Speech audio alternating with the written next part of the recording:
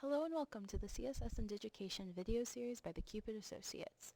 In this video, I'm going to teach you how to turn your top navigation module into button links. So we're going to start by going into our code. And the first thing we want to do is remove the border and background color from the top module.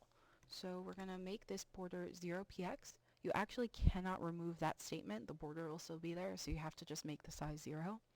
And kind of same thing with this background color. It won't go away if you just remove the statement. So you just need to make it match the main container. Alright, so now under the navigation top nav A method, and it has to be under it, otherwise it won't work, we're going to add 3 methods. The first one is navigation top nav li. And in this method, we're going to tell our links to float to the left. Now our next method will be navigation top nav a link, comma, which means and, dot navigation top nav a visited. So this will affect all links, even ones that your users have visited before. And we're going to put a couple of statements in here. Display block, width auto, font size 13px.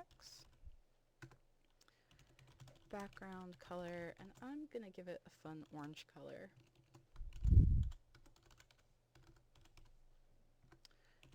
Border, we're going to make a 3px outset border, and we're going to make it a orange that's a little bit darker than your button background.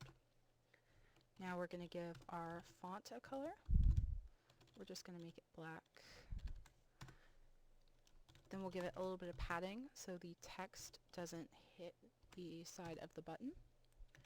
And then you have to put in a border radius statement, and we're going to make it 0px because we want square buttons in this video, but if you wanted to make your buttons rounded, you would make that value 10px.